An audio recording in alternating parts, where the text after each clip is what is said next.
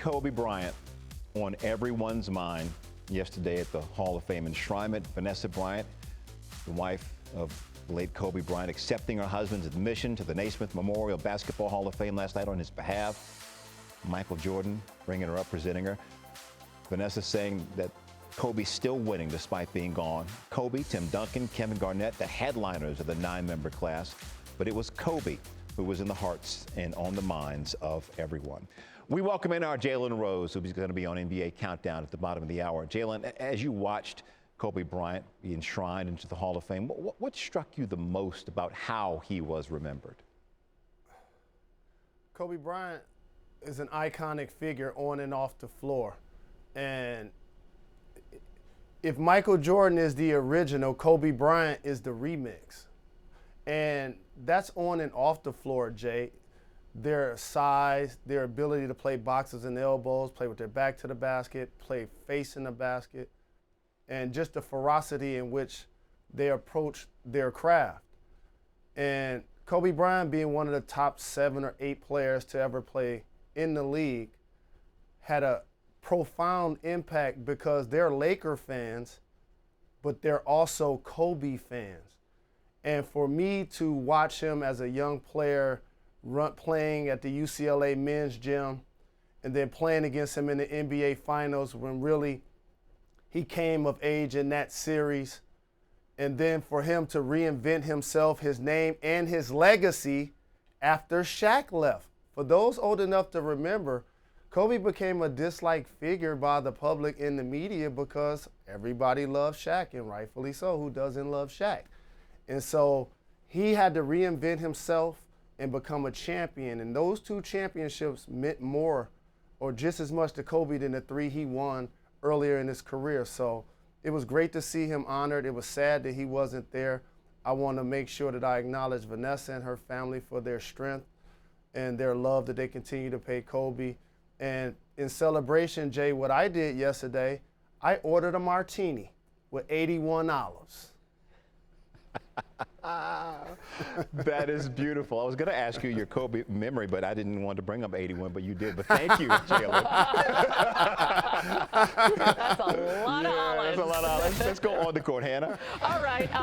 Western Conference, the Jazz can clinch the #1 seed with a win, but if they lose and the Suns win, Phoenix will get that top spot thanks to a tiebreaker. The Grizzlies, the Warriors play at 3:30 today. Winner gets the 8th seed and an easier path through the play-in tournament. The loser gets the 9th seed and will host the San Antonio Spurs. And the Lakers, they need some help if they want to stay out of the play-in. First of all, they need to beat the Pelicans today, and then they need a Blazers loss to the Nuggets. That is unlikely to sneak into the top 6. So, Jay, back with you. Winner take all between the Warriors and the Grizz today. If by all you mean the #8 spot, meaning they would only need to win 1 play-in game to make the playoffs. So who do you like in that matchup today? Hannah, when this gets sorted out, I'm going to say something that's blasphemous. That the Golden State Warriors will be watching the playoffs as the Memphis Grizzlies get the final spot. That's actually what I believe. And let's make sure we celebrate the greatness that is Steph Curry. He had a record-setting season, making 10+ threes so many times, shattering every three-point record. Shout to Jordan Poole, who's played well since Steph has been out. Draymond Green has been a menace on defense and flirting with triple-doubles all season. But I'm going with the young guns. You know why? Because they're going to be enthusiastic about this opportunity. It's one thing for the Golden State Warriors to get into the playoffs. It's another thing for the Memphis Grizzlies with Ja Morant, Jaren Jackson Jr., Valanciunas has had a terrific year, along with Dillon Brooks. I'm taking the Memphis Grizzlies to get the final spot. And you're taking them on the road today. So very bold pick. I love it. Jay? Absolutely. I don't have a home phone number. I live on the road, like Jada. Hey, Jalen, there are only 2 teams in the East already who know their playoff seeding. The biggest matchup might be Hornets and Wizards. Both are in the play-in. But the winner gets the 8th seed. The loser could fall as far as 10. It is Knicks and Celtics, 1 Eastern on ESPN. Boston has a 7th seed and a play-in berth all sewn up.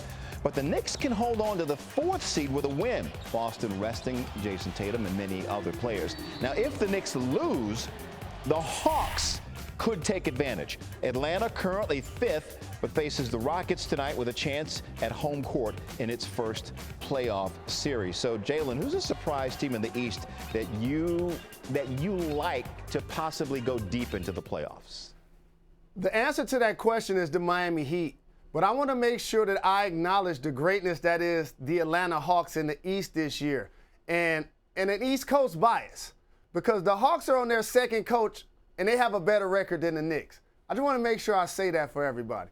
With that being said, the Miami Heat, the defending Eastern Conference champion, Bam is healthy, Jimmy's healthy. If Oladipo was healthy, I would pick them to actually win the East. And I know the Nets are in the East. But with that being said, the Miami Heat, Duncan Robinson is a sniper. Tyler Hero is back playing aggressive and knocking down his shots. And Goran Dragic is giving them quality minutes. And if I had to pick a fantasy basketball coach, because I know Coach Papa's in the league, so I want to pay homage to the legend. But next guy in line, Eric Spoelstra. Eric Spoelstra. So I'm going with the Miami Heat. Thanks for watching ESPN on YouTube. For live streaming, sports, and premium content, subscribe to ESPN+.